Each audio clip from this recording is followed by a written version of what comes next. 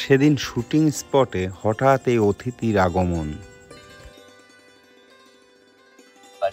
বেশি খিদে বেশি খিদে বেশি খিদে লেগে গেছে, খাওয়ার তো কিছু নাই, কি করা। এরপর জাফর ভাইকে পাঠালাম ওর জন্য কিছু খাবার নিয়ে আসতে। খাওয়ার কিছু তো নাই, দোকানের সামনে যাচ্ছি, দোকানে যাবি?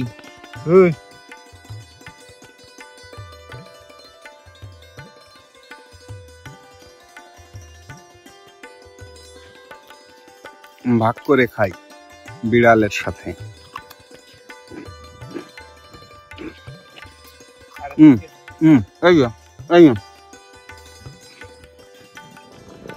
হ্যাঁ ওই খাও, মাছ নাই, কাটা নাই, ইলিশ মাছের কেজি 4000 টাকা, কোনোভাবেই খাওয়ানো সম্ভব না।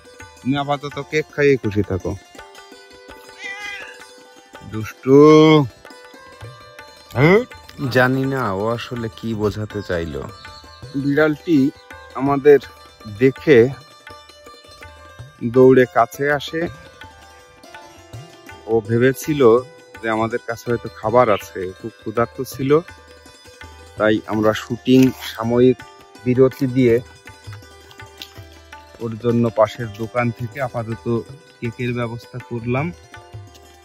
তো আমাদের শ্বশুর জাফর ভাই কিছু বলবেন, বলেন। আজ দেখেন, মানুষ হয়তো ভুলে যায়, পশু কখনো ভোলে না। এর সাথে হয়তো কোনো প্রেম আছে, তা না হলে আজ এই বাগানের ভিতরে কি দরকার আছে এই মানুষের পাশে এসে দাঁড়ানো? নিশ্চয়ই কোনো সম্পর্ক হয়তো আছে। মানুষের থেকে এই পশুই ভালো। না, তাই তো, সম্পর্ক না থাকলে তো আসলে হয় না। পৃথিবী মানুষ এবং অন্যান্য প্রাণীদের সহবাসের জায়গা, একসাথে বাস করবে, এটাই প্রেম, এটাই জীবে প্রেম। স্বামী বিবেকানন্দ বলছে যে জীবে প্রেম করে যেই জন, সেই জন সেবিছে ঈশ্বর। প্রত্যেকটা প্রাণীর আত্মায় স্রষ্টার বসতি আছে, তাই জীবের সাথে প্রেম করা পরোক্ষভাবে স্রষ্টার সাথেই প্রেম। তো ভালো থাকুন দর্শক, সুযোগ হলে প্রাণীকুল বা জীববৈচিত্র্য রক্ষায় এবং তাদের সহায়তায় এগিয়ে আসুন, এই কামনা রইল আমাদের টিমের পক্ষ থেকে।